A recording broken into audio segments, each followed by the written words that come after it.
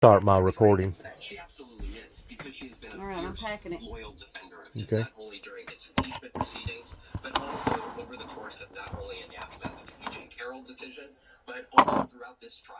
He is looking for somebody who is loyal. He has openly said that he regrets, Mike Pence, because Mike Pence ultimately was disloyal. Well, let me stop you there and ask so this. then people What kind of person wants to be Donald Trump's vice figure president? they'd be acting after crazy what happened to after they Mike Pence? found out Mike them Pence spent results. 4 years standing behind Donald Trump and nodding in agreement with everything. He was loyal up until the very end, when he said he was more loyal to the Constitution than he was to Donald Trump. And he left office. Let me look at this real quick. Right. That Donald Trump seemed to endorse. Certainly didn't discredit him. Just that ain't even close to being right. What kind of person wants to be Donald Trump's vice president this time around? And what are they telling them? And the reason why is because it's basically history in the making.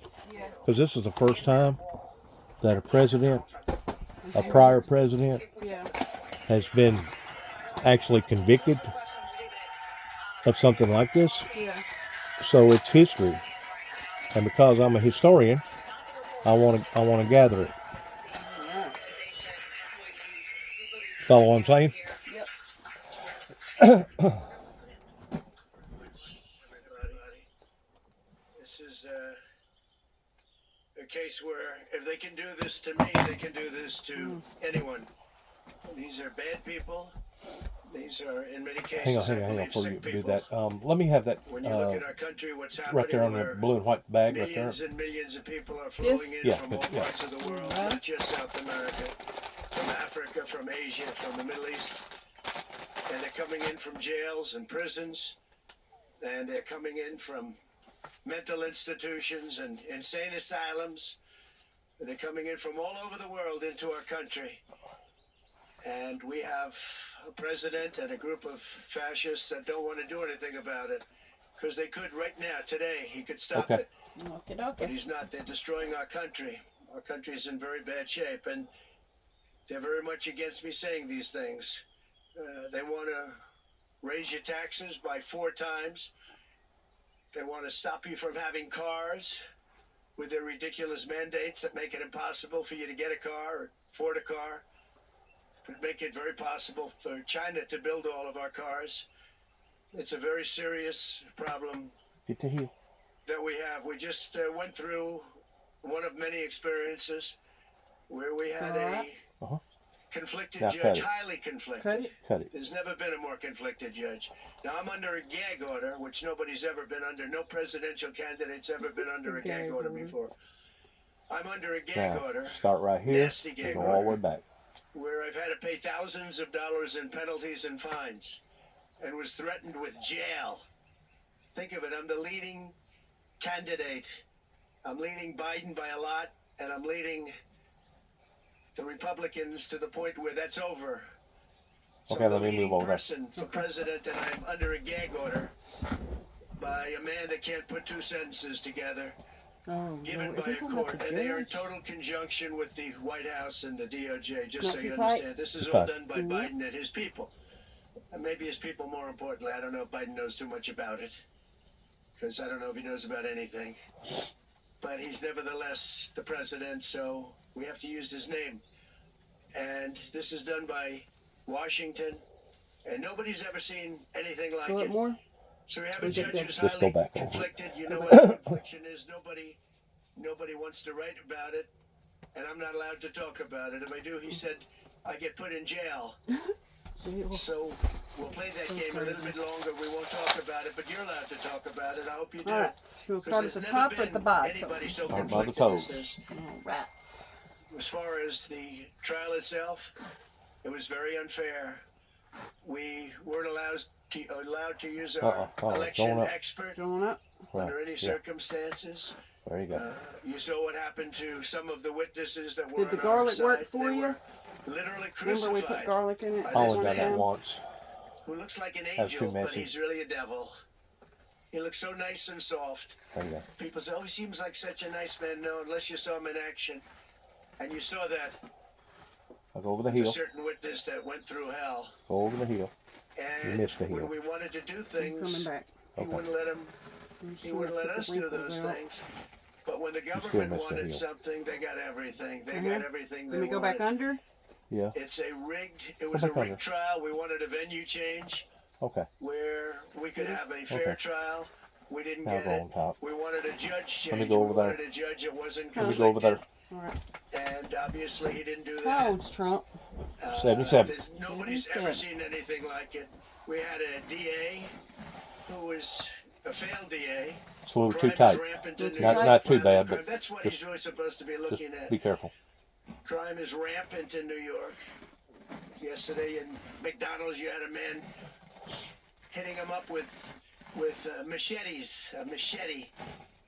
Whoever can imagine even a machete All being right, feeling all right? wielded in a store, in a place where they're eating, and he's going rampant, and Bragg is down watching a trial. What they call crimes. They're falsifying business records. That sounds so bad. To me, it sounds very bad. You know, it's only a misdemeanor, but to me, it sounds so bad. When they say falsifying business, that's a bad thing for me. I've never had that before. I'm falsifying. You know what falsifying business records is? In the first degree. They say falsifying business records. Sounds so good, right? It means that legal expense. You want to say this? Let me chunk it.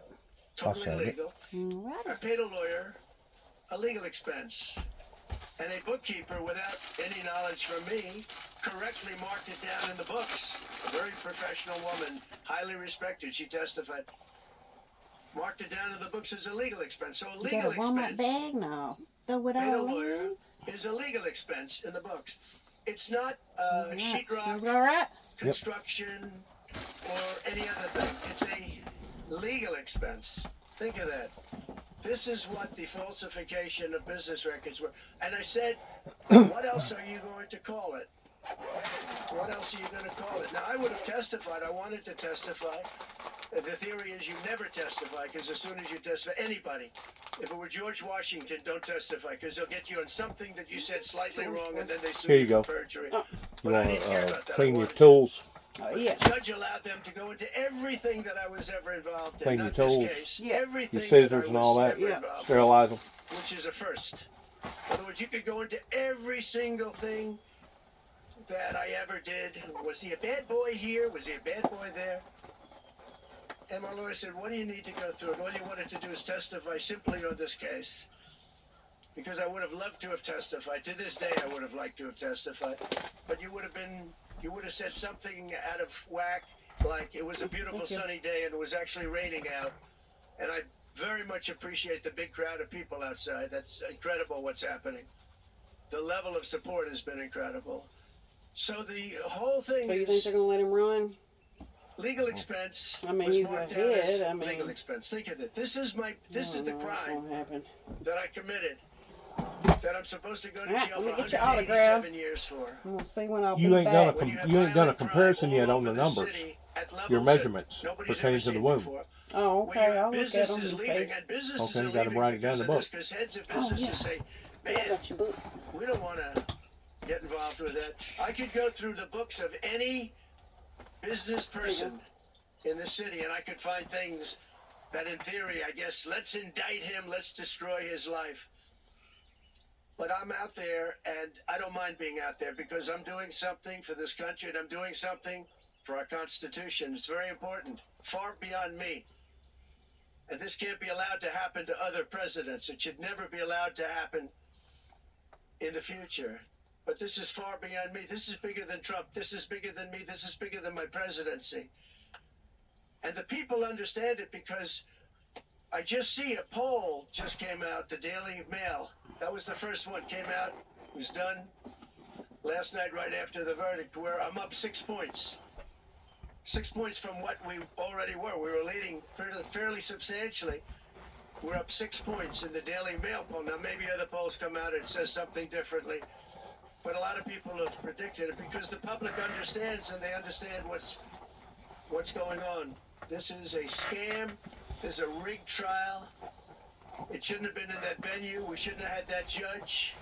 He should have allowed us to have an election expert. We had the best expert, most respected expert, head of the Federal Elections Commission. He was all set to Looks like testify. He was Cindy will be waiting here for 2 next days. Friday. Okay. And when it was his turn, Bragg's people protested.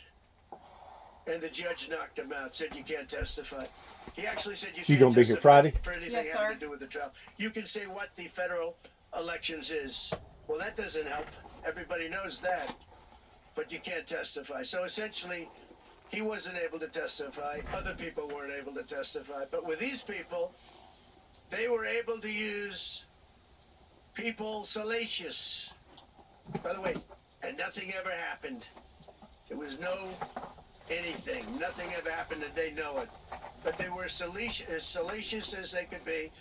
And it had nothing to do with the case. But it had to do with politics. And do you notice the timing? The timing was perfect. This case was dead. It was dropped by every agency, every governmental board. It was dropped by the highly respected Southern District. They said, no, there's no case here. It was dropped by federal election, and that's what it's about. This is about a federal election, not a state election. You're not even allowed to look at it. They took the state and the city, and they went into a federal election. They're not allowed. The people from federal election, Southern District, and Washington dropped the case. Everybody dropped the case. There was no case. Cy Vance dropped the case. And when Bragg came in, he said, this is the most ridiculous case I've ever seen. And who would have a certain person, again, gag order, who would have a certain person like this ever testify? He said, this is essentially one of the worst people I've ever seen, ever. What I was trying to find. Because I told my boss the last time. Remember the last time I tried to find them and we couldn't find them in here? Yeah. She said they don't, the only time they scan them in is whenever they send them to them. I'm like, I ain't never heard of such. Because I thought, you know, that's something they need to keep up with. Let's see. Well, yeah, the womb center, they keep up with all that, whether or not it's getting bigger or littler, or whether or not it's shrinking, or what the depth. They do the tunnel thing, too. Y'all don't know the tunnel thing, but they do the tunnel thing to see how far up that they can go.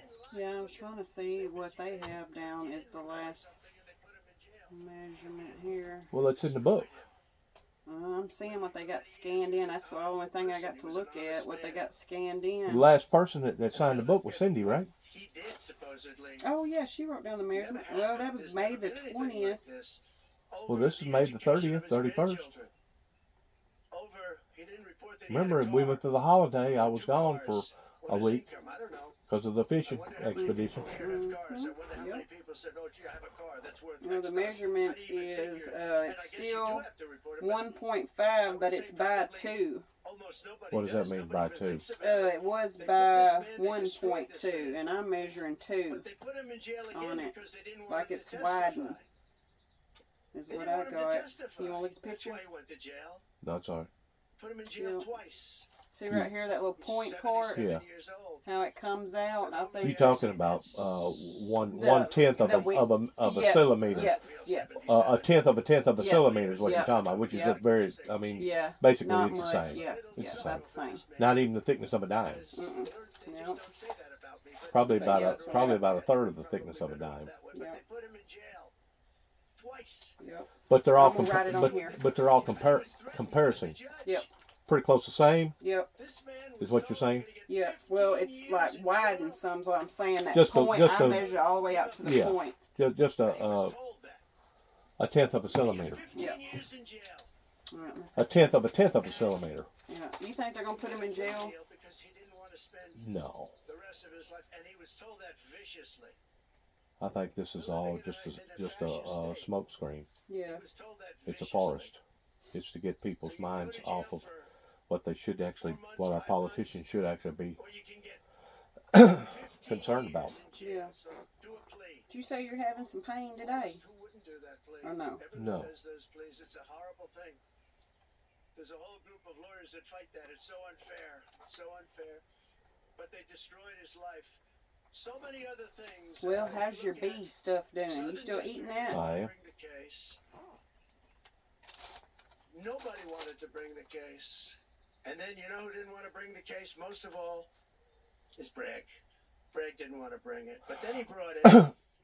And they tried to make it a different case. They didn't say legal expense equal legal expense. again, He if was I wrote funny. down and paid a lawyer, and by the way, this was a highly qualified lawyer. Now, I'm not allowed to use his name because of the gag order. But, you know, he's a sleazebag.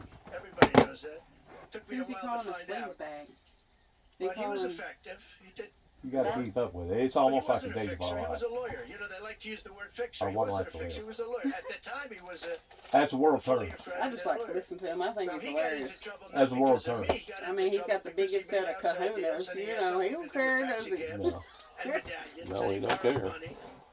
And that's why he Let's went. see And on then he the- pled to three election violations. And as soon as I saw that, I said, I wonder why he did that. He pled. He took a deal. Now, he took Looks a like deal I'll be because back he the wanted end of to the get month. off. In other June the words, 28th, so I will I'll see But you you, again. but you're coming on Friday now? Yeah. Every Friday? Yeah, I told him he wanted on Friday. Okay, so Yeah. I need to verify that with the womb center to make my scheduling either on a Monday or Tuesday. Okay. Probably be better on a. They're actually going to do it on Wednesday. Set it up this week for Wednesday, but it'd actually be better on Tuesday to spread it out Yeah. equally. Yeah, that's a good idea. All right, I want to say something to you real quick. All Pertaining to right. what's going on with this case right here. All right. There's no doubt that they're trying to railroad this individual Yeah. because they don't like him for some of the things that he's said and done. Yeah. I personally believe, this is my belief, is our Supreme Court didn't have the yin yangs, what you're talking about, Yeah. to actually go up against Donald J. Trump pertaining to the ordeal that happened January the 6th whenever the insurrection happened. Yeah. So now they're trying to jab him in different areas in different ways Yeah. towards Drag him a smear Yeah. tactic in basically trying to prove to the American people that he's the sleazebag instead of them. Yeah. But the fact of the matter is the Supreme Court is scared Mm-hmm. of the people, which is in a sense dereliction of duty.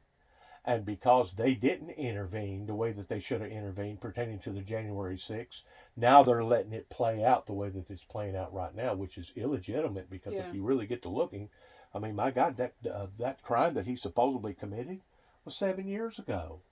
Well, there's statute of limitations Yeah. on every type of crime, Mm-hmm. rather not it's a state crime or a federal crime. Yeah. And the fact of the matter is there's only one crime that has no statute of limitations, which is the crime of murder.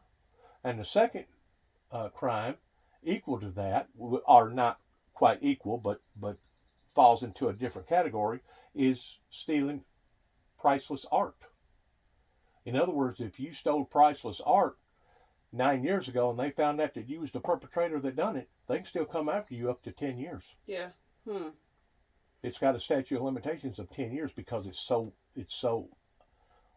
valuable. Yeah. In a lot of sense. You know Yeah. what I'm saying? Yeah. But every other crime, regardless, you know, like let's say you robbed the bank, and now 5 years has passed. They can't come after you. You can actually walk into that bank and tell them, "Guess what, man? I'm the one that robbed your bank. I had a mask So on." they got so many years they got to come after you. That's right. And If they know it. if they don't meet that criteria, they're supposed to leave it alone. Yeah. That's what they're not doing here. Oh, okay. That's what they're not doing. Yeah. They're going after him over stuff that's already the statute of limitations criteria is Yeah. already over with. Yeah. So basically, you got the law breaking their own law, Yeah. the law of order breaking their own law of order to get back at this guy. What a mess it is. It's To get back at this guy. Yeah. And there's no doubt he was a shrewd businessman whenever he was in New York. Yeah. He probably done some bad deals. Yeah. I know. I hate because those jurors, they was probably all from New York, wasn't they? Yes. Because they all hate him in Yes, New York, don't and they? if the truth be known, they probably felt like that if they didn't go ahead Mhm. and pass sentence on him towards being guilty, Yeah. that then their lives was possibly going to Mhm. be in jeopardy because Yeah. you know good and well once this is all said and done with, everybody's going to know who those juries are. Mm-hmm. Now those jurors could probably actually write a book Yeah. and make money off of this. Mhm.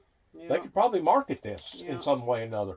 But I guarantee you, it was not a legitimate trial, and it was not a legitimate sentencing on the trial pertaining to him being guilty. And now they got to go before the courts again towards what kind of sentence are we going to give him? Are we going to give him time in jail, or we're just going to give him a fine, or Yeah. they're going to be on probation?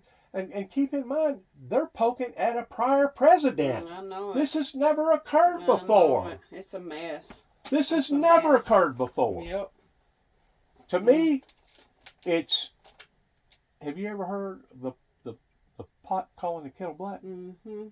That's what this is. Yeah. It's the pot calling and the they're kettle making us black. look awful. Well, they're trying to make him look awful, Mm-hmm. so that we'll have an impression in our minds towards staying away from him. Yeah. And there's no doubt he probably weaseled a lot of different contracts whenever he was up there doing his construction stuff.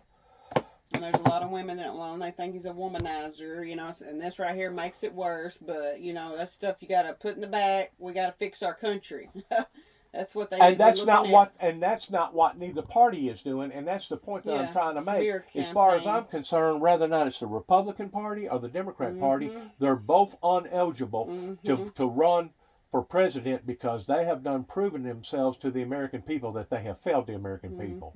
Meaning they can't even protect us from hackers. They can't even protect us from some idiot having a gun going out here and killing about 15 or 25 people. They can't protect us from all the illegal immigrants that's coming over the border right now. And they want to scrutinize our lives by keeping up with every little iota to the degree that if you make a mistake in your life,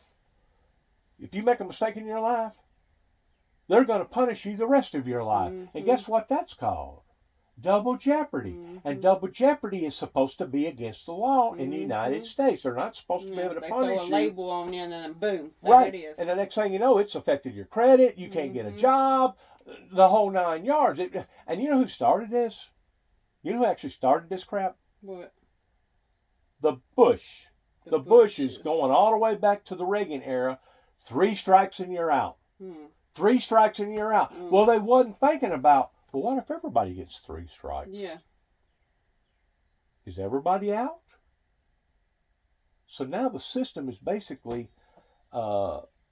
consuming itself.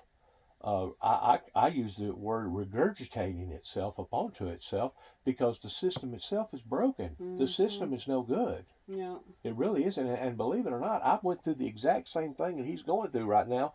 They're categorizing it a little bit different. Right up here in Martin, Tennessee, in 2005, whenever they decided to come at me with falsifying files. Well, according to their legal statute books, because I hired Benjamin Dempsey to represent me from Huntington, according to their legal statute books, falsifying files means of somebody that either pulled a fire alarm down and there was no fire, or you was in the middle of a theater and you cried fire, fire, fire, and you started a panic, and the next thing you know, a bunch of people stampeded one another and hurt a bunch of people. Yeah, they act like you're a witch.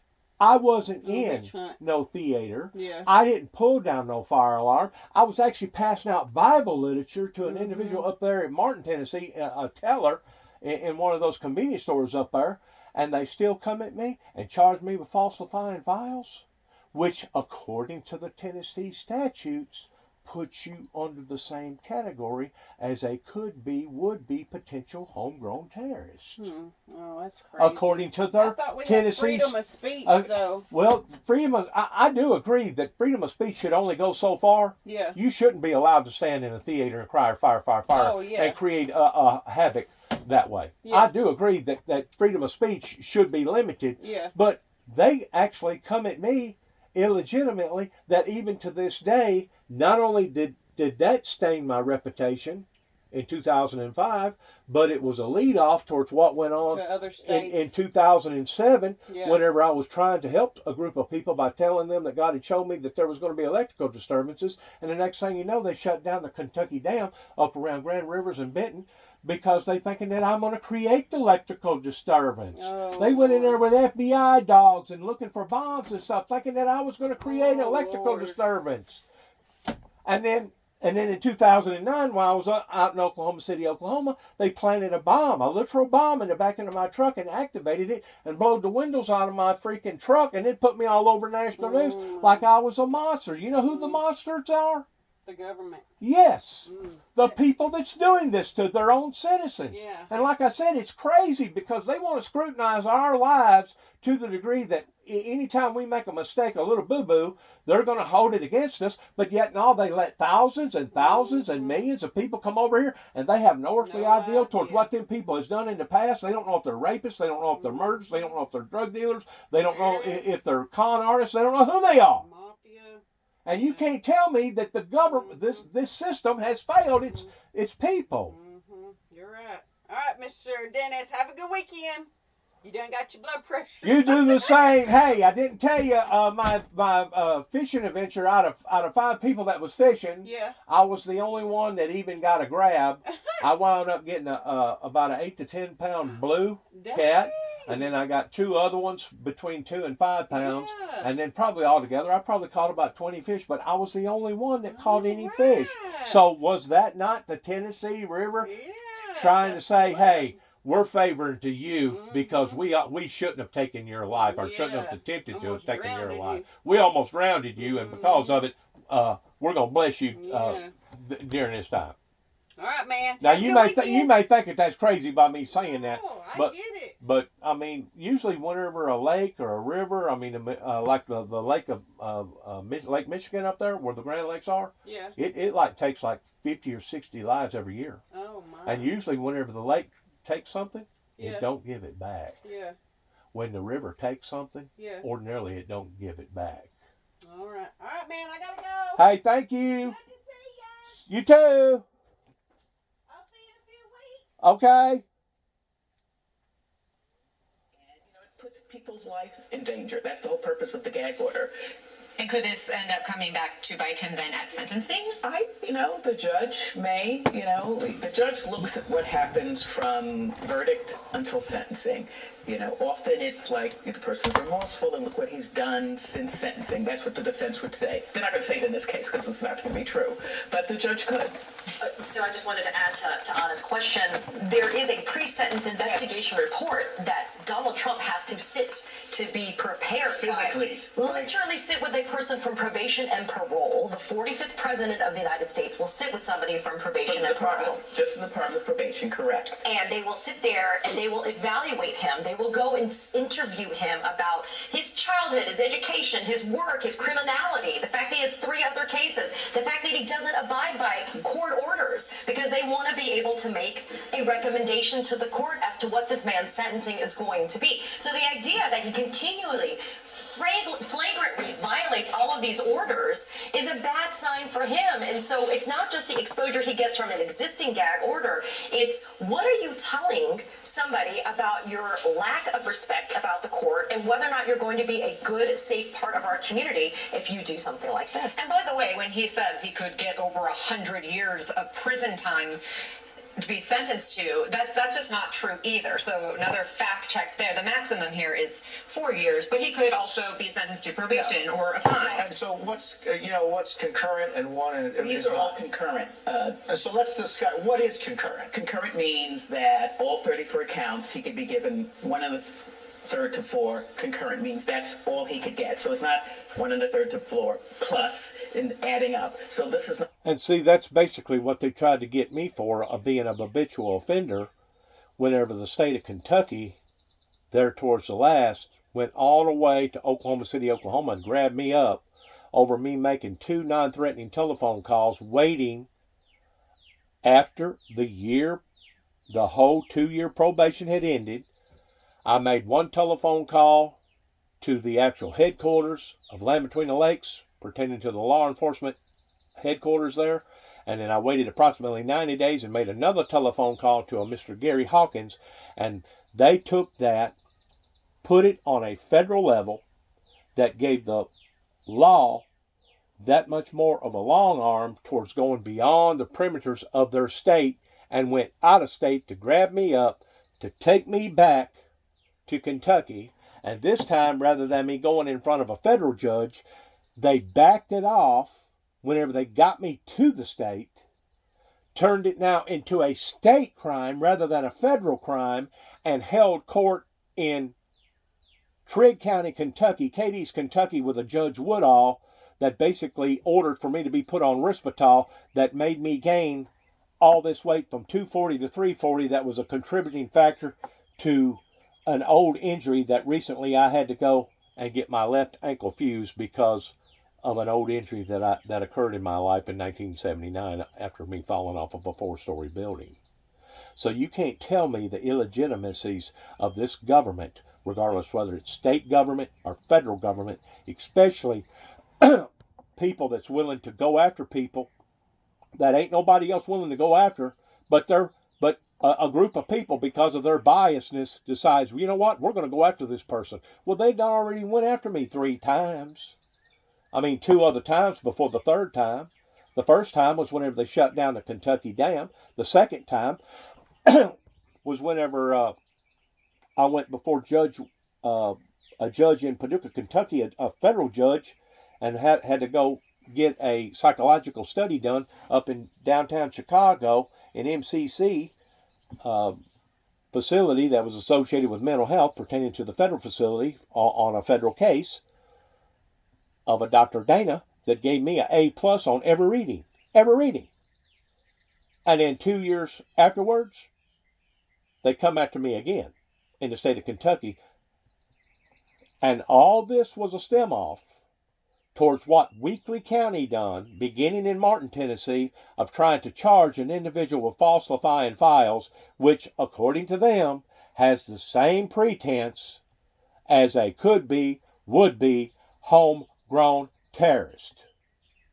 So you can't tell me that these people was not only wanting to put me out on the limb towards basically not wanting to support the founder of the Windmill Ministries missions, but they was actually trying to ruin my life. They was actually trying to put me out there in the eyes of the public of somebody that was a monstrous figure, somebody that wanted to do a monstrous thing. And I wasn't in no theater, and I didn't pull down no fire alarm.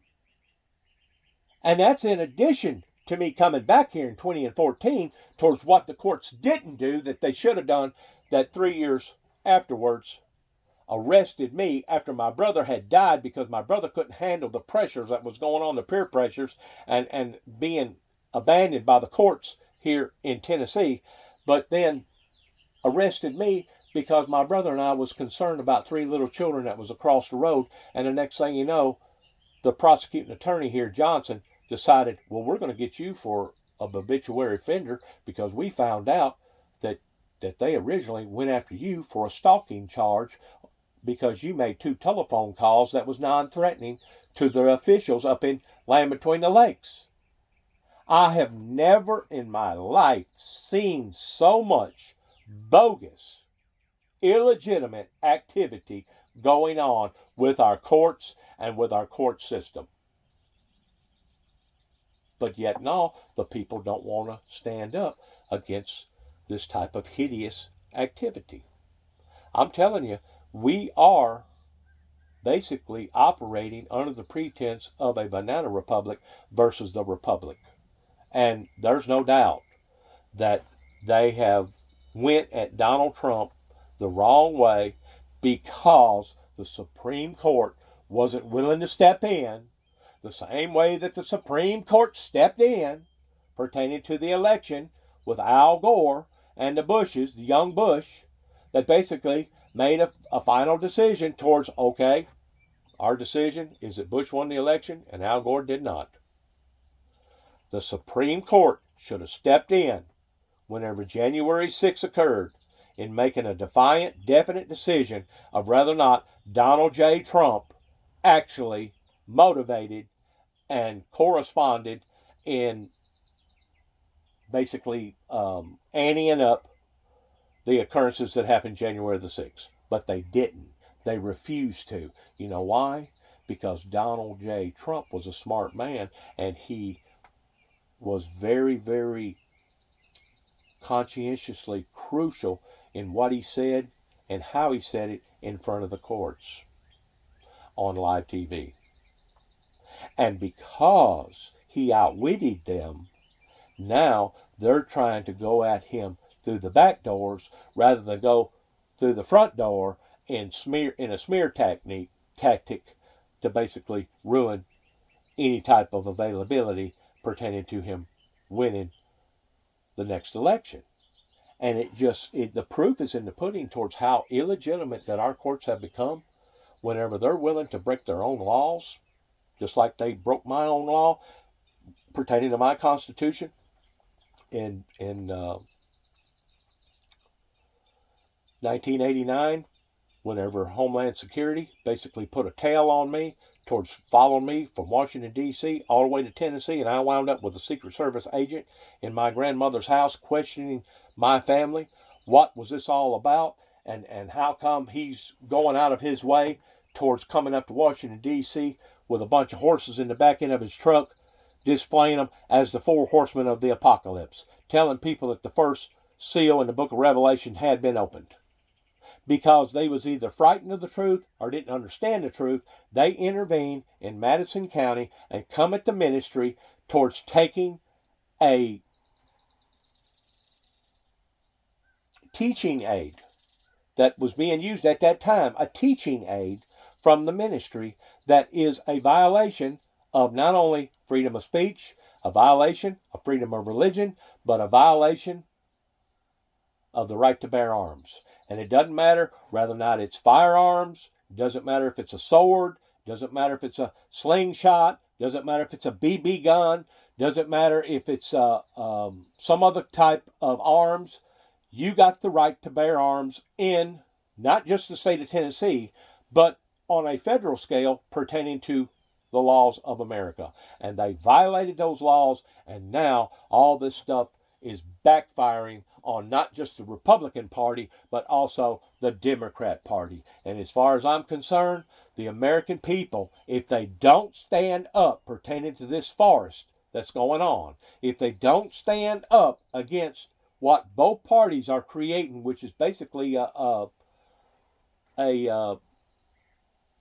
delusion, something that would distract us towards the things that we should be thinking about and talking about, pertaining to a diversion.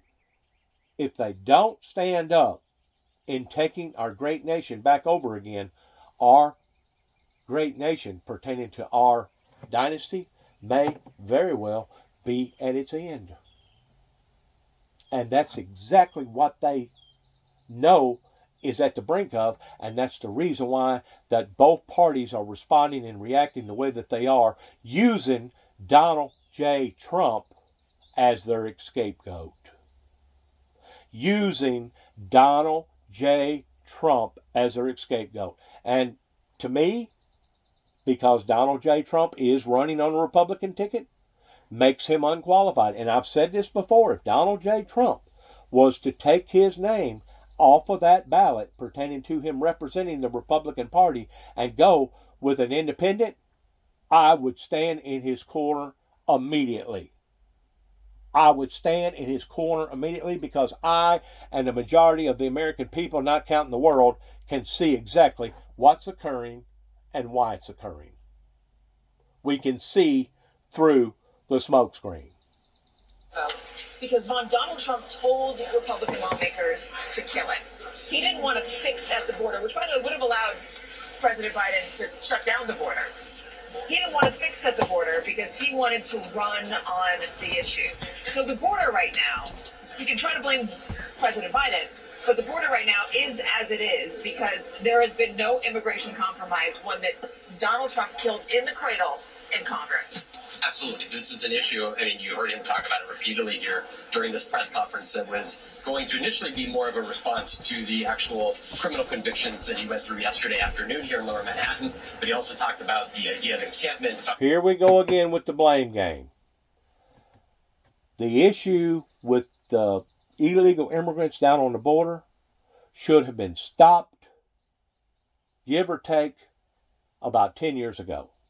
But instead of the American politicians stepping in and getting where the grassy row is, pertaining to taking care of business, they wanted to build a super highway going from Mexico, old Mexico, all the way to Canada. That way, they could basically put America, Canada, and Mexico all in the same united assembly. That's what the goal was that began back in the late 80s, early 90s, pertaining to the New World Order, that, yes, old man Bush was a part of. We know what has went on. We know why it went on.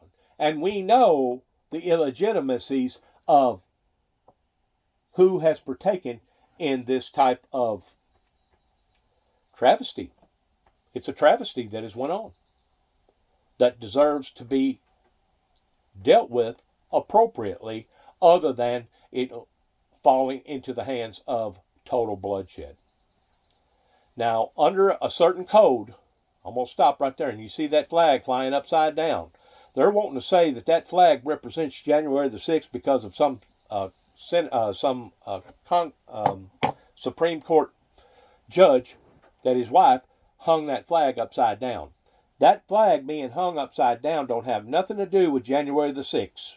What that flag has to do with is a certain code, a certain violation code of the flag being flown upside down, that if that flag is flown upside down, it's supposed to be an open, notable, notorious statement that we are in trouble and we need help. I've actually flown the American flag on this property upside down before. And it was basically interpreted towards a group of people stopping and saying, Juby, Juby, Juby, you got the flag upside down. You got the flag upside down. And these was the very people that was attacking me to begin with, towards trying to disrupt what God had chosen for me to be a part of, pertaining to me fulfilling my purpose with my calling. So if things are not topsy-turvy, if things are not upside down, if things are not totally backwards here in the good old USA, I will kiss your tail and give you 30 plus minutes to draw up a crowd. This is what you get into whenever you start bamboozling the truth. This is what you get into whenever you tell one lie, then you got to tell two lies, then you got to tell three lies to cover up the two, then you got to tell four lies to cover up the three. It's kind of like cheating on examination. You cheat, you got to keep cheating, until eventually you hope that you'll get away with it. Well, the system, both systems, systems have failed the American people. And this is the results of it, towards people flying flags upside down. So certainly, I'll just make one note for you back there. I've followed Donald Trump for nine years now. I've seen him in person at a time. He looked different. I said this yesterday as the verdict was being read, he looked diminished, deflated, tired. I mean, this is a moment where it's not a simplified... We're talking about people that cannot explain properly, even looking at President Lincoln, of how come his eyes was holler looking and how come he had the expression of death on that man's face, because he just got through witnessing God only knows how many thousands of lives of dead carnage, carnal carnage, every time he opened up his door and went out onto his balcony. We're talking about people that cannot recognize the differences between good and bad, and whenever they try to explain themselves, they explain it such as, well, we just don't know why Donald Trump looks the way that he looks. You're talking about a 77-year-old man that just got through going through hell because of the illegitimacies here in America. Would you not look diminished? Would you not look tired? Would you not look worried? I know I would. And anybody else would. But the media, pertaining to some of these commentators, hadn't got enough sense to know the differences between daylight and dark, and they get on TV and they feed the American people all this garbage, and they take it in hook, line, and sinker. And those are the people that has manipulated the system, and those are the people that have broken the very values that our ancestors stood for, going back to their true patriotism of loving this great nation. There's nothing wrong with the nation. There's nothing wrong with our country. It's the people that's in charge of it. It's the people that has made a mess out of it. Just like my grandmother used to always tell us boys, when she'd always make a statement, after I'd make a statement, Grandma, the world's gone crazy, the world gone crazy. And she'd look at us boys and she'd say, there's nothing wrong with the world. It's the people in the world. And her statement was absolutely 100% correct. There's nothing wrong with the world other than what we're doing to the world, pertaining to the damages of the world. But the world's still the same. If you was to dissipate all the human contact and all the human existences upon to the planet, do you not think that the planet would go back to its original state towards healing itself? It may take a few dozen or even maybe 100 years, but eventually our planet would go back to its original state of the way that it was before humans ever contaminated it. Now, those are the facts. Those are the facts, and I just got through explaining to my nurse that comes in from home health regarding the problems at hand. Boy, there is so much to talk about on this, but I want to bring in defense attorney Misty Maris and former New York City Judge George Grasso. They're both with us today. I don't even know if there's a question here, but I just want to say the whole non sequitur issue of Trump saying that migrants are crossing the border with barbecue grills to be a part of an army. I mean, just this whole weirdness. And which, of course, has nothing to do at all. I mean, unless they're coming in to be an army of grill masters or something. You got to look at the big picture. The big picture is the American process, the American politics of our great nation has failed. The system has failed. And Donald Trump is basically looking at the big picture, indicating that these people are not coming necessarily to help us, but to hurt us. That's what Donald J. Trump is trying to explain to the people by having so many millions of people come over here illegitimately. Like I was telling my nurse a while ago, they want to scrutinize our lives to death because we stepped on a wooden nickel. They want to cover up towards other people's mistakes, towards not bringing it out to the eyes of the public, but yet now they want to persecute and crucify us whenever we make our mistakes, but yet now the same system has allowed for all these illegals to come over here and we don't have a clue in who they are, what that they have done, what that they have been a part of. We don't know if they're rapists, we don't know if they're murderers, we don't know if they're homegrown terrorists in their own country coming over here to disperse the disease over here. They may be people with actual diseases, I don't know. They may be people that's so mentally unstable that really and truly they should probably be in some sort of a mental institution or jail or something. I don't know. But Donald Trump is trying to look out for the benefit and the well-being of the American people, and you got politicians that are steadily criticizing him for it. You got news media commentators that are steadily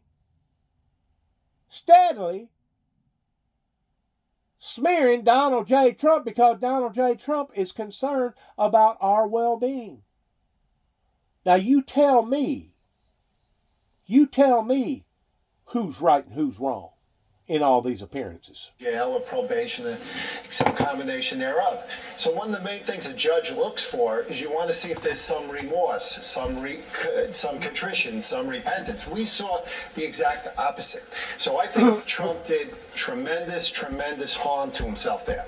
With the gag order, when I was, I was in court every day. I was actually, and this is not a criticism of Judge Michon because he just had so many balls coming at him simultaneously, but I was sitting there listening. I had my ear tuned if he was going to remind Trump about the gag order, to the extent now the trial phase is over and now we're going into a new phase, the sentencing phase, because one of the main purposes of that gag order, as it pertained to witnesses, Michael Cohen in particular, is that they would not be intimidated in a way that would impact their ability to testify and participate in the case. So that part of the case is passed. So to the extent the judge really wanted to hold Donald Trump, accountable for gag order violations like that at this time. I think it probably would have been good to remind them, and I didn't hear that happen. But the business about...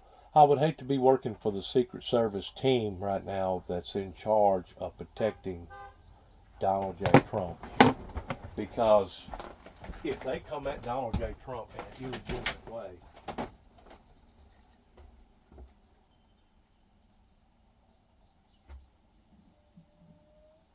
odds are, let me see what this is going on out here real quick. Let me turn this back on and let me see what's going on out here real quick. After my entire life. That's a lie. That's not true. Just to say that for your record. And we appreciate that fact check. That's important. Facts first here. Somebody beeping or honking. Let me go out here real quick and see what's happening. Real quick. If I may.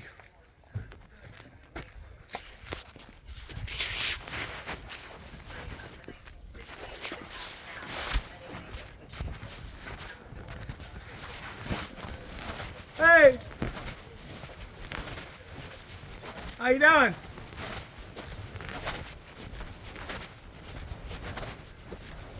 Is that you, Danny? Yeah. What's going on, man? You wasn't lying about having a nice looking car, was you? Oh, thank you, man. I thank you. I mean, you got a good looking rig. Doobie, you're a brother, man. Is it running good? What's going on? Yeah, it's running good. What'd you say it was, a 2015? Oh, 2016? yeah. Got the Hemi in it? Yeah. 5.7. 5.7, run like a Hank. Yeah. I didn't know if you wanted to ride with me again in the city to wash this thing. No. You don't want to? No, I got too many irons in the fire. I got to mow. I got to still do work out here. I just got through having a nurse leave that was in here for about an hour redoing my dressing on my leg. I got a lot of irons in the fire. Okay. I ain't just laying around not doing nothing. You know what I'm saying? Yeah.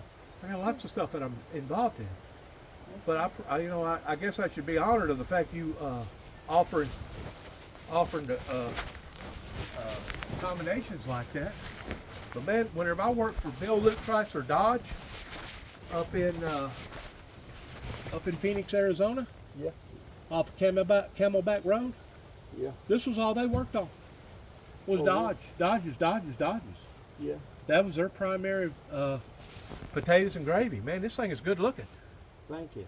Oh, it's my pride and joy. And you had it sitting up there inside on you with the weeds growing around it? Yeah. And It's 1,001 or somebody didn't try to steal the rims and stuff off of it. well, How long's it been sitting up there, Danny? couple of weeks. Really? Yeah. I was wondering. Let's have a seat. I was wondering. Get out of the sun.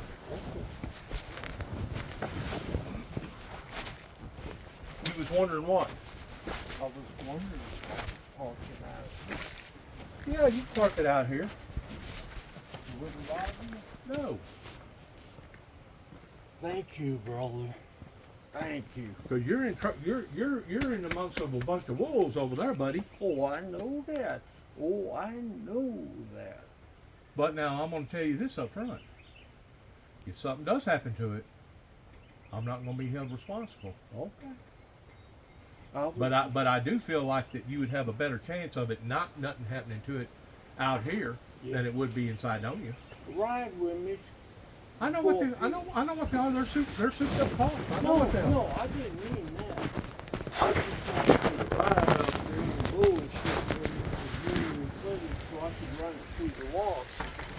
Well, right now I got too many irons in the fire, Danny. But listen to me. You come up here last night, and in the exchange of being, so-called friends, because we really never did truly bond a relationship back whenever we was growing up, as far as buddy, a fishing buddy type deal. You being my best friend, me being your best friend, etc. And I'm not trying to diminish our relationship at all, because we did have a relationship back, 4 40 years ago, give or take, around 40 years ago. But it was more of a hit and miss relationship. And I'm honored of the fact of you coming back here and wanting to be my friend, and I want to be just as much your friend, because I need a friend, and I think you do too. Yeah, I do. Because you know what kind of wolves that we're around. Oh. We're around people that basically stab you in the back and Oh yeah. and cut your throat while you're bleeding out. But I'm still very distant, and the reason why that I'm distant, it's kind of like whenever I went through a bad divorce in 2005. It's not that I don't find women attractive, because I still have a handicap in looking at them in a lustful type way that, according to the Bible, I'm not supposed to do that. But I'm still a human being. I'm still in the same carnally, fleshly body. And once you've been adapted to that type of atmosphere towards having a sexual partner, it's kind of hard to break it off cold turkey and say, you know what? I'm no longer going to desire to be with none of these beautiful, beautiful women out here walking around. It's almost it's almost as much of a psychological thing as it is a physical thing. But between the two, it has brought a burden into my life towards me still looking at women, and I'm for darn sure not attracted to men. Oh, hell. My gate has never went open both ways, and never will. Yeah. But I find it I find it moving that you think enough of me to be able to put your car here on the property. But I just wanted to let you know ahead of time that if something was to occur to it, I'm not going to be held liable for it. Yeah. Now, what I would do, if it was me, if you're really sincere about wanting to do this, I had just got through taking my youngest brother's Durango that I've been hanging on now for about, give or take, for about 7 years or so, that it was his last investment, a black Durango, 2005.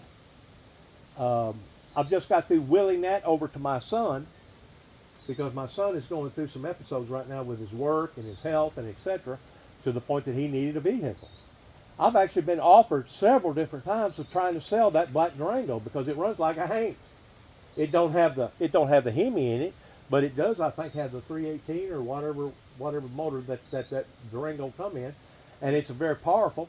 And basically, I would park that automobile in the exact same spot where that black Durango was, sitting on concrete, where you ain't got to worry about the tires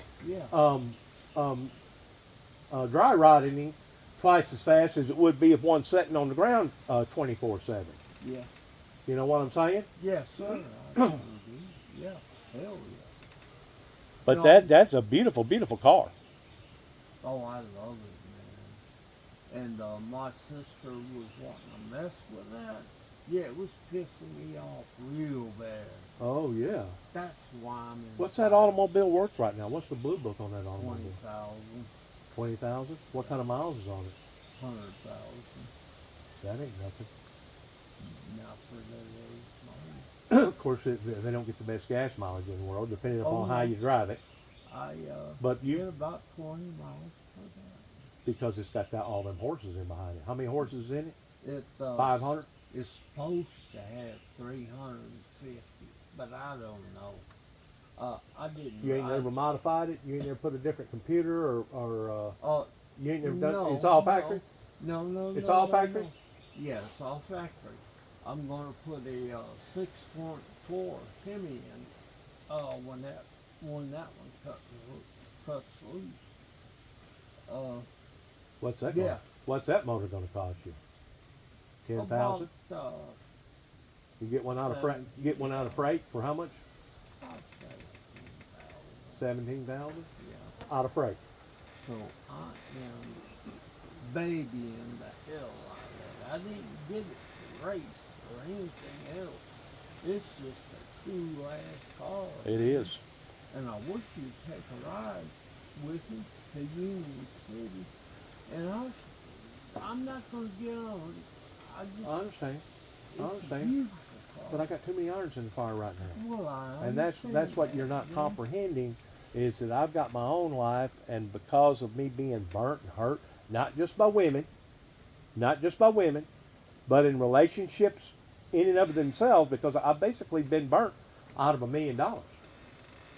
And that's quite a bit of money, even though in today's terminology, $1 million really ain't a whole lot of money. But for a poor boy, non-educated, living out here in the middle of Timbuktu, yeah, $1 million is still quite a bit of money. And I've got burnt out of it. And because of it, I'm very leery about reestablishing either old relationships or gathering up new relationships, because I don't know who's out to burn me and hurt me and who's wanting to take advantage of me. And that's one reason why I hadn't been in the dating circle for so long, is because I feel like that the majority of the American girls over here are ruined. Yeah. They're ruined. They're spoiled. They And are. the only thing that they're seeking after is either hardcore sex or a big high pertaining to getting out here and getting wasted, or they're gold diggers towards wanting somebody's money. Sure. They're not in it for love. They're not in it for a commitment. They're not in it for the same type of relationship that our grandmother and grandfather was in, 40, 50, 60, 80 years ago. Sure. Believe it or not, there's one person up here going towards Dresden. His name is Mr. Needham. I've known him for years and years and years. He was a construction worker around here, and my God, he's probably built half the stuff in this county and 5 counties around. But his wife recently died about 3 months ago. You know how long they was married? For 67 years. He's 89 years old. Him and her, he was raised up, he originally was born in Mason Hall. She originally come from Dyer, and whenever they connected, son, they never departed. They stayed committed to each other and stayed faithful to each other. You don't hear of relationships like that hardly ever. Oh, no. Somebody that was married to somebody for 50, 40, 50, 60 years. You don't hear of that no more. You know why? Because people are no longer genuine. They're no longer true, Danny. They're really not. They're evil. But yeah, you're more than welcome to park it here, and is it going to be just a temporary park or a permanent park or what? I was hoping you'd drive with me to Union City, and I was going to run to the wash, and if you're all right with it down here, that's fine. If you're not, that's fine too, because I've got some people coming up there to slide on you to mow that. And it needs to be out of the way. That way it don't have rocks and everything else thrown on it. Absolutely. In other words, you can keep it here for the next 24 hours or keep it here for a week. It don't matter. Well, okay. Thank you, Juby. No problem. Juby. Do you have a covering to cover over this car? Because I would, if that was my car that looked that good, I would be willing to go to Walmart and buy about a $40, $45, $50 cover and cover over that freaking car. That way you didn't have to worry about sap, and you didn't have to worry about trash and dirt and everything else getting on it. You want to go with me to Walmart?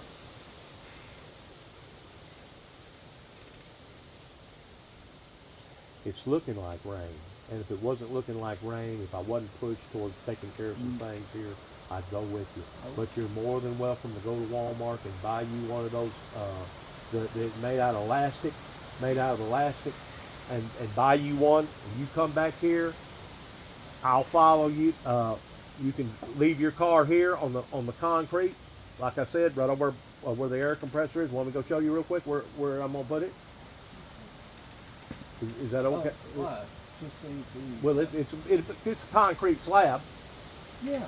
It's a concrete slab. That way you ain't got to worry about it sitting on the grass brother, man, yes, that's perfect. Thank you, man. No problem. We can park it over there, and like I said, if it was me, I'd buy a covering for it to keep the tree sap and everything else off of it, because there is some trees around there. Oh, yeah. And it will get tree sap on it, and I think you know how hard tree sap is to get off. Oh, yeah. It's tough. And the way that automobile right there looks, it looks like a 2000 and it looks like a brand new 2014. It looks that good. Well, it's a beautiful car. Do you care if I take a picture of it? No.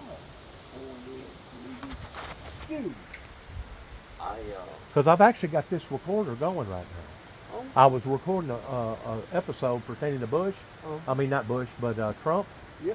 They're working him over right now, man. Oh, I know they are. Oh, sure. They found him guilty on all 34 counts. They did. But that is a good-looking Dodge. And you're saying it's a It's 16, 20 and 16? So it's basically 9 years old. What would a brand new one cost today? about 60,000. About 60 with a Hemi in it? Yeah, there's 4 different versions of that. You can get a 6-cylinder or Right. Standard 8, whatever, yeah. or you can get a Hemi. Hey, I'm an 8-cylinder man. Sure. myself. Is it in the column or is it automatic? It's an automatic. Oh, it's automatic. You know, and besides it, Yeah. Would it be worth more money if it was a stick shift? It probably would. Yeah, it would be. Because Looking at it from a collector's standpoint. Oh, From a collector's standpoint, it'd probably be worth more money if it had a stick shift in it. that clutch. right there is a beautiful cruising car right there. Everything works on it? Yes, that car's perfect. In every way, man. It ain't got that Hemi tick to it or nothing. What I was wanting to do is put those things on the back glass. You know what I'm talking about? Oh, I can't explain it. Tinting? Huh? Tinting? No, it's not on tinting. It's like something you can. Because it's already, the windows are already pre-tinted and you already got an eyebrow in front of the front glass. Did you put that eyebrow there or did that come factory? It comes factory. It did.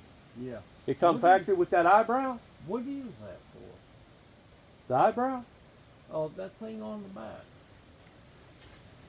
See the. That is a air dam. That way, if the faster you go, the air will hit that air dam and it'll push that put back in the car, put more pressure on the car where it won't get too loose with you. That's what that is. It's an air vent, is what that is. But you're saying something about adding something to the back glass Yeah, it's that attaches to the glass itself? yeah, it's got. Oh, I know what you're talking about. Yes, I've seen that before.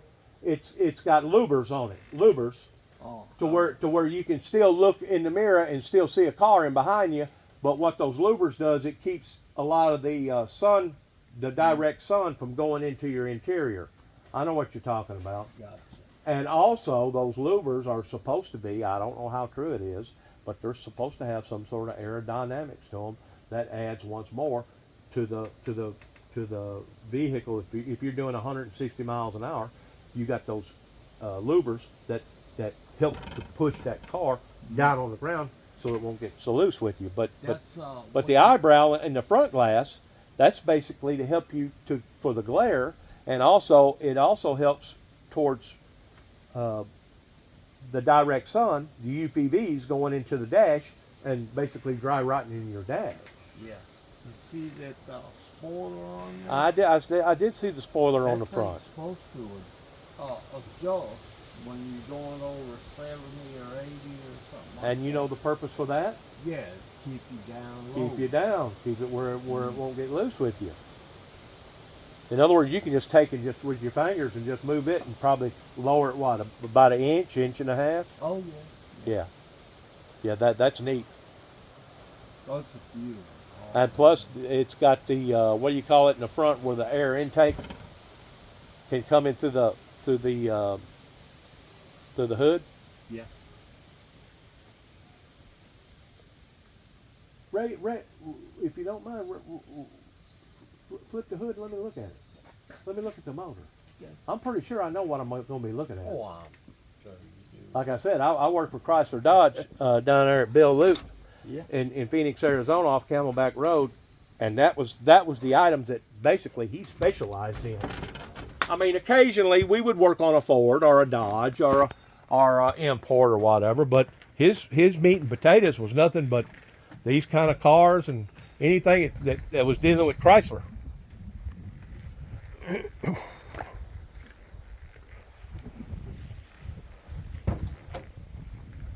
I bet old Rex, I bet he's had his eye on this thing. If you've had it up there for a couple of weeks. I hadn't.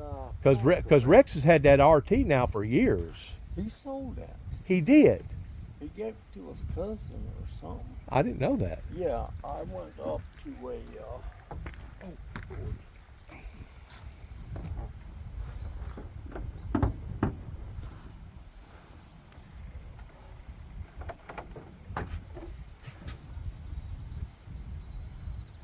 Well, you got a special technique in how to get under the hood. You don't forgot how to get in the hood. Yeah, just about. It ought to have a catcher on it somewhere. Yeah, go somewhere.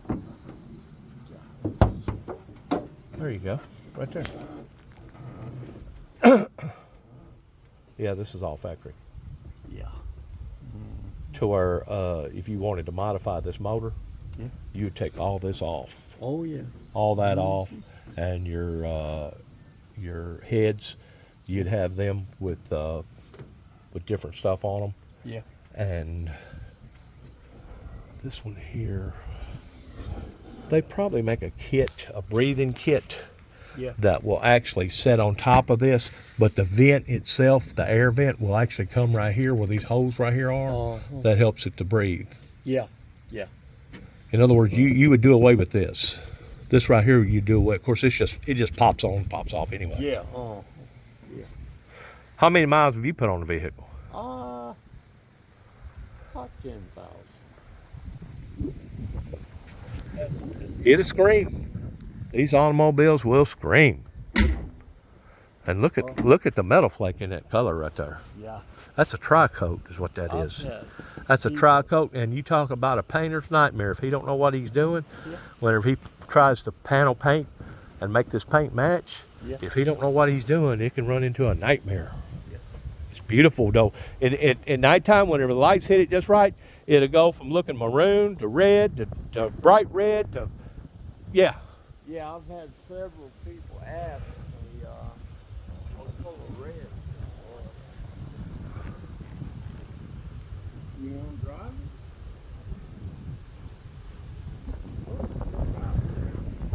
it? It's a beautiful car, man, and I know how they feel. I know how they feel. They're outstanding. They're absolutely outstanding. The only other car that I would compare to this car, and you may think I'm crazy, would be a Corvette. A Corvette you can buy off the factory for about $150,000. They went way, way up. But a Corvette is for a sports car, if you're looking for speed, is the best money for the buck, because they will outhandle this car right here, probably 2 to 1.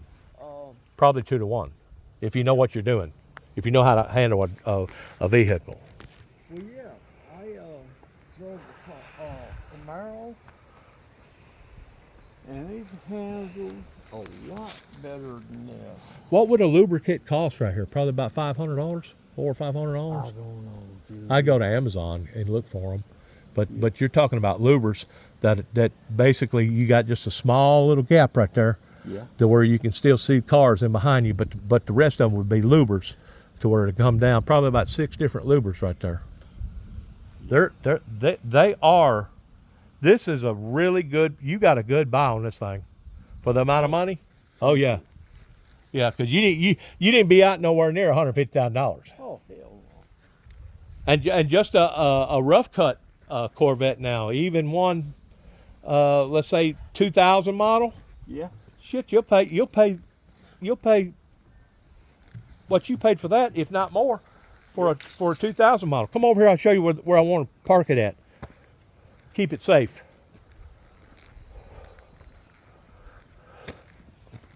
What do you think about this little get up? What?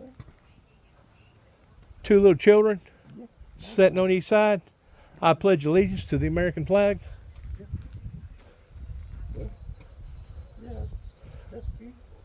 Of the United States of America, and to the republic for which it stands, one nation under God, indivisible, and justice for all. And I bought that thing from Royal King. I gave $40 for it, and put clear all over it to seal it real good. I sealed the back too. Sealed the back and the front. That way it's basically waterproof. But right here's where David's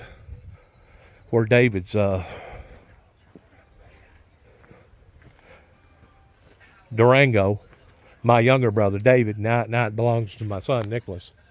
Only thing I told him, I said, the only thing I want off of it is the license plate, because that was the last purchase that my brother made. But I said it right there. Oh, right here? Right here. Oh, right there on the concrete. That would be awesome. But you see all them bushes and all them trees? You know what it's going to do? It's going to leave sap. Well, Plus this big tree right here, it's going to leave sap. That's the reason why I say, if you don't mind, for your sake and for mine too, go ahead and get a cover. Okay. About $40 or $50 for a cover, something like that. Yeah. And we'll cover it up real good and make sure that it's secure. Okay. I mean, it's not hot, is it? No. You got the title, right? Are you making making payments? Nothing like that. No, that car's paid for. It's in your name? Yeah. Okay. I'm gonna take your word at it. This is my little get up over here. It ain't the most best thing in the world. Hey, man. But it'll work for a temporary deal. I had to go in and build this wheelchair ramp last year before I got operated on. Yeah. I had to hire somebody to come out here and help me, a helper. Huh? Oh. Huh? No, I've been fishing. I went on a fishing expedition. This ain't nothing. This ain't nothing. Here, get your chair. Get your chair. Have you sit?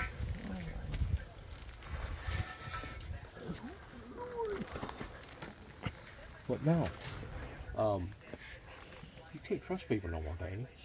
I know that, Judy. You can't trust people no more, man. They're out to hoodoo you. They're out to hurt you. They'll lie to you. They'll lie against you. And believe it or not, I've had the government that's really come down on me pertaining to my religion, and that's supposed to be one of my constitutional rights, is my religion. In other words, if I want to believe that a rock is God, or if I wanted to pray to a tree, or if I wanted to believe that the sun was purple versus the sun being orange, that's my business. That's supposed to be my business. Yeah. But they intervened in my life to the degree I actually had a tail come from Washington, D.C., a Secret Service agent that wound up in my grandmother's house over in Kenton, Tennessee, questioning her, what is all this about that Dennis is involved in? Because I had a 4 horsemen display of the 4 horsemen apocalypse made and put it in the back end of my truck. It basically started at the back of the cab and went all the way plumb past the tailgate, had it illuminated where it would light up at night. Yeah. And went up to Washington in D.C. Me and my son did in 1989, passing out material to all the congressmen and all the senators up there, because at that time they wasn't so secure as they are now because of 9/11. But you could actually walk into their office just like walking into the mayor's office and hand them a piece of material and say, "Here, read this." Mm-hmm. And I didn't realize that I had stirred up such controversy pertaining to biblical Bible prophecy. Yeah. Do you believe in once you're saved, you're always saved? If you're truly saved, yes, I do. But that's where the variation comes from, pertaining to no man can pluck you from the Father's hand. Right. And no man can. In other words, you don't have no type of jurisdiction over my soul. Neither nor do I have any jurisdiction over your soul. In other words, that's between you and God. And if you've truly been saved, can't nobody pluck you from the Father's hand. Thank you, Judy. Thank you. Thank you. Thank you. I mean, that's just Bible. That ain't got nothing to do with my opinion. That's Bible. I know. That's Bible verses. Now, a person can stray away from his commitments, her commitments, to the degree that God will reprimand you, because it says in the Bible, as many as he loves, he will rebuke and chastise. Well, if God's still chastising you, that means you're still his. Okay. That means you're still his. Now, where the barrier comes in at is that once you reach that barrier point to the point that you become basically doomed, God didn't doom you. You've doomed yourself, because the Bible says that God will give you over to a reprobate mind once you go so far with him and allow for you to believe the lie to be damned. And I feel like right now the majority of our nation over here in America is at that state of believing a lie, and they have been damned, and they don't even realize that they have been damned because they really never have been saved to begin with, Danny. Yeah. Yeah. It takes a relationship with God, man.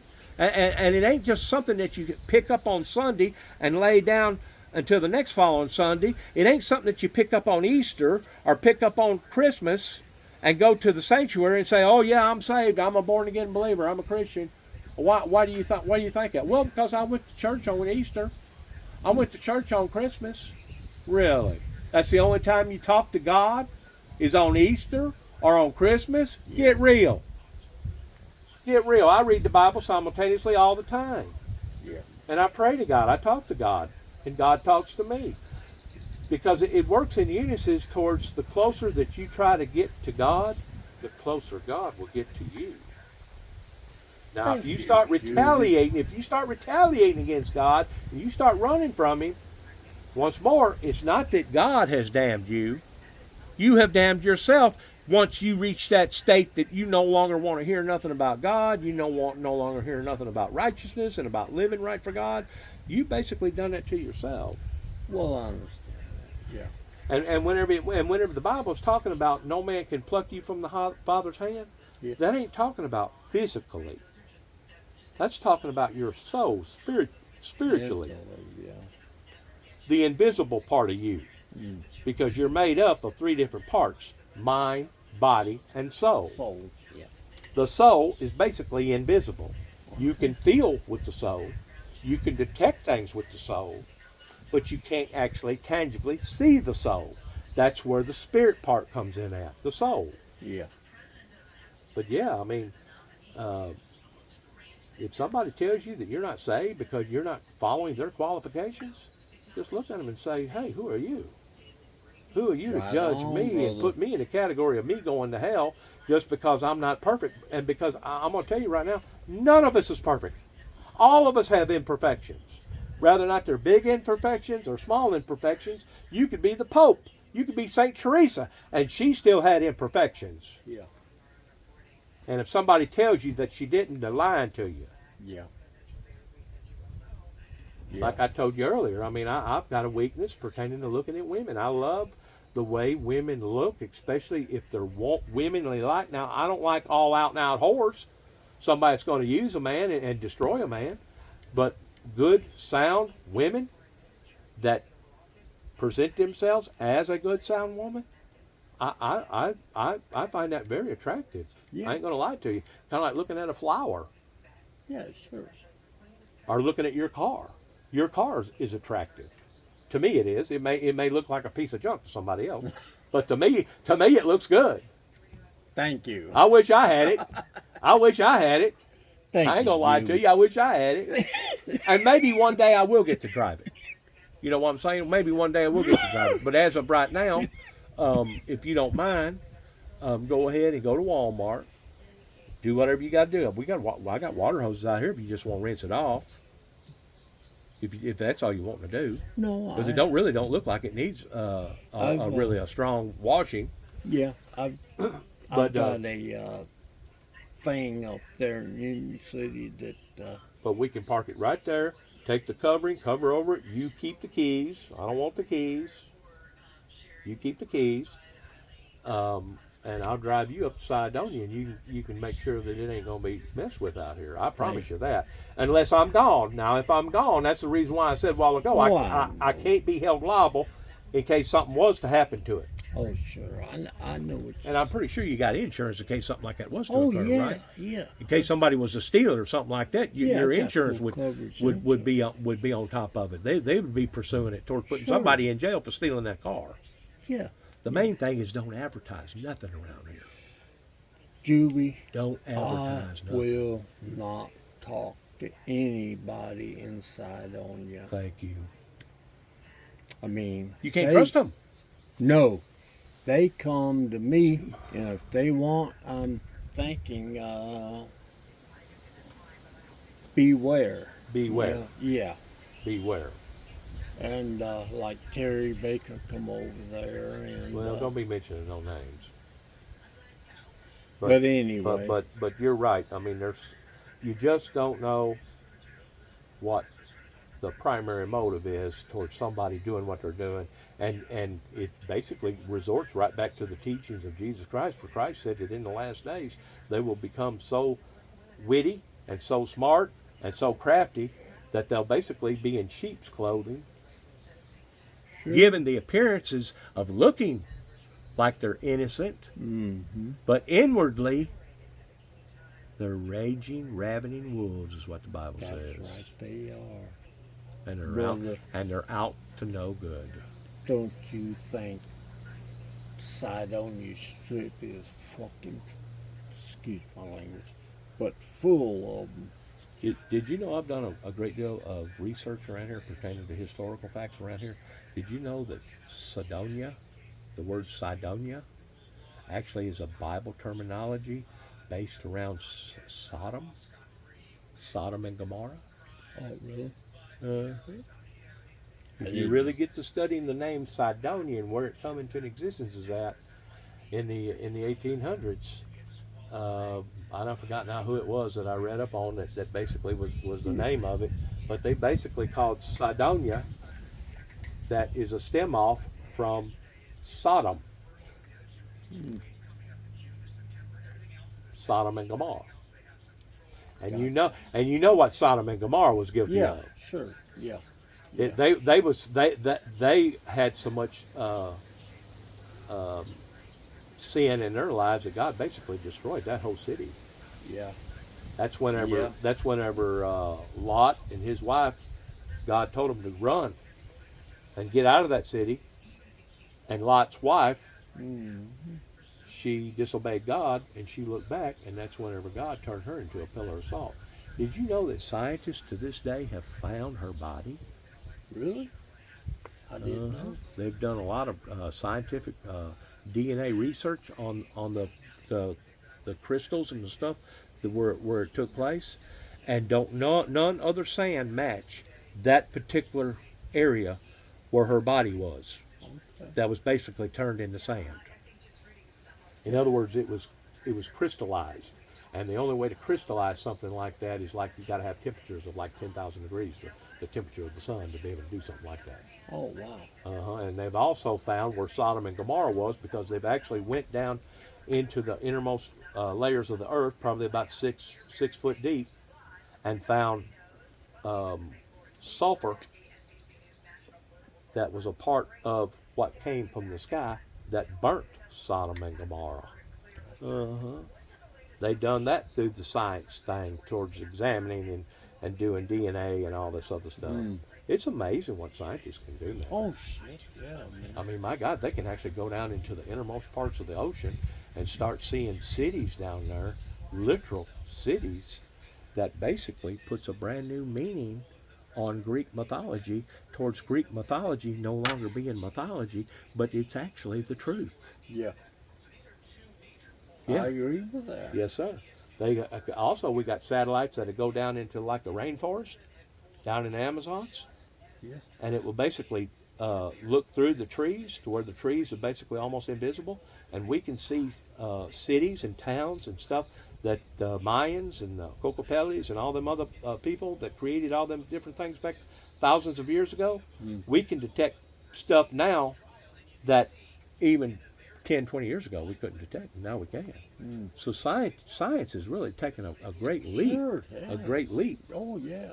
The medical industry, they can do amazing things with the eyes now. Did you know that? Oh yeah.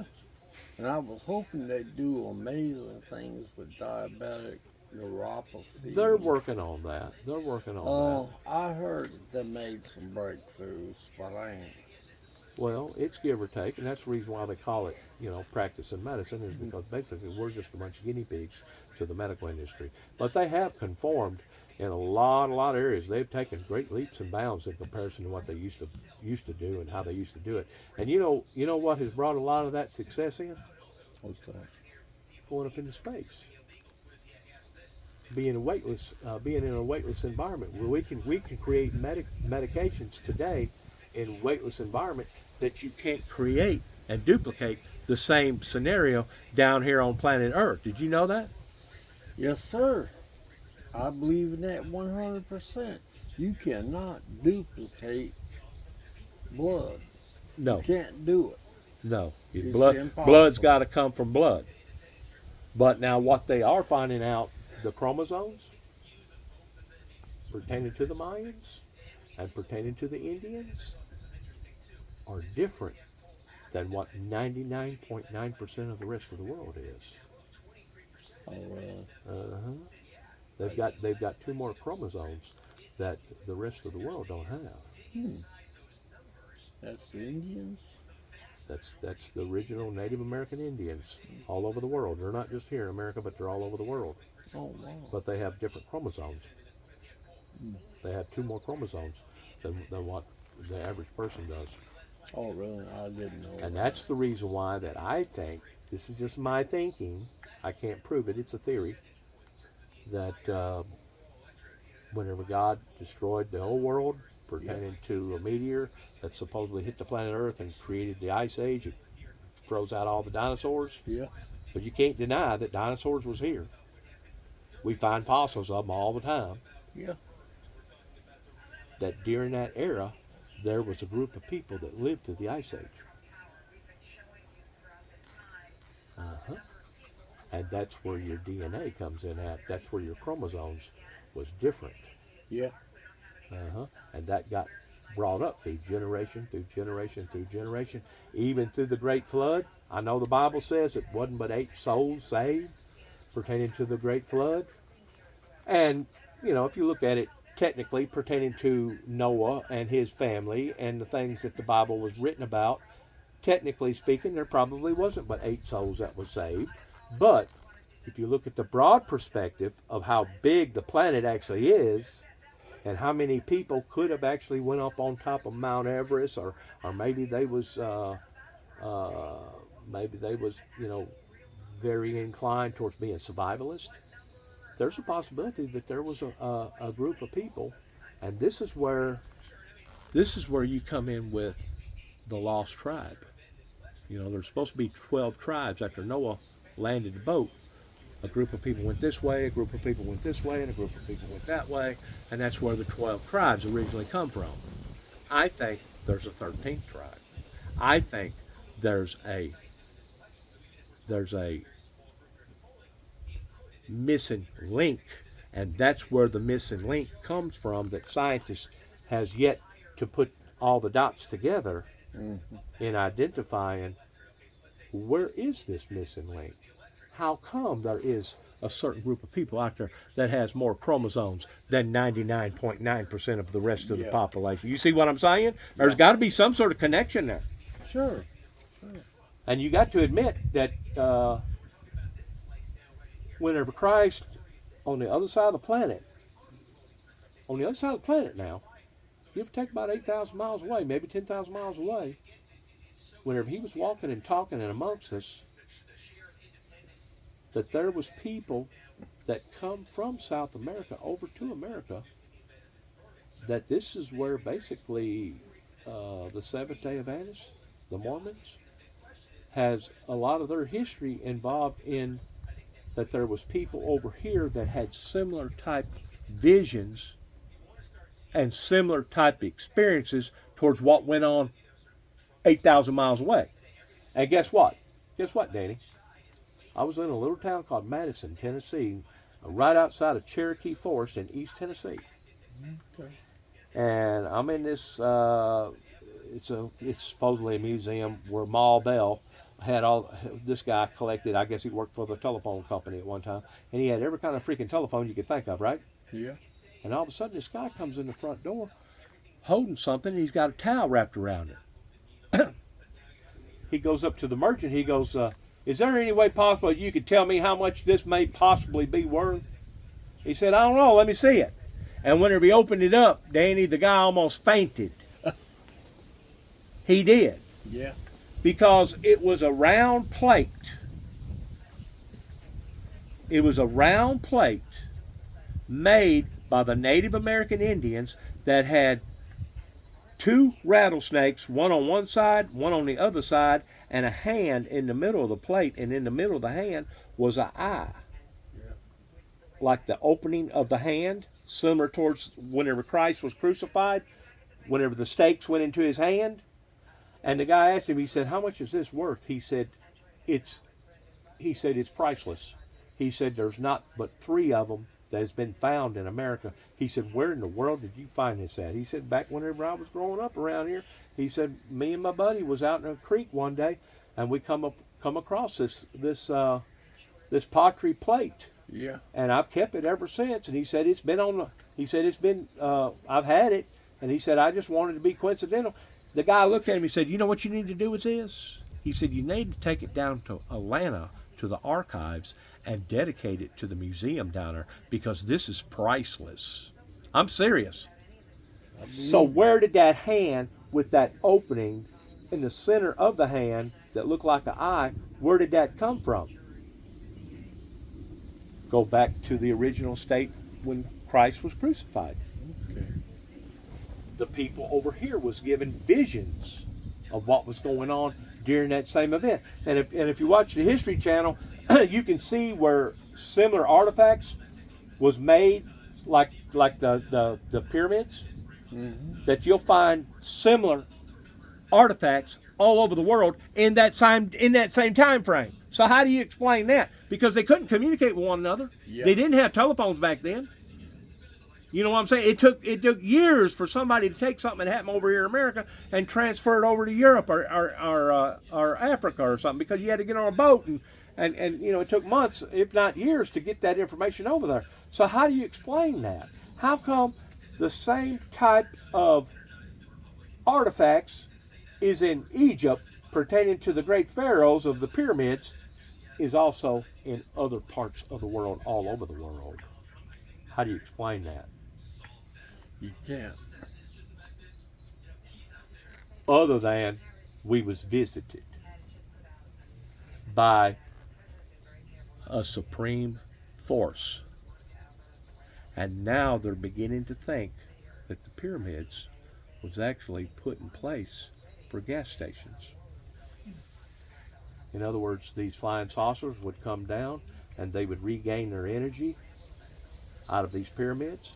That way they'd have enough energy to go back where they come from. That's what they're saying. Once more, that's just a theory. Yeah. That's just a theory. I believe that. Who knows? Maybe. Who knows?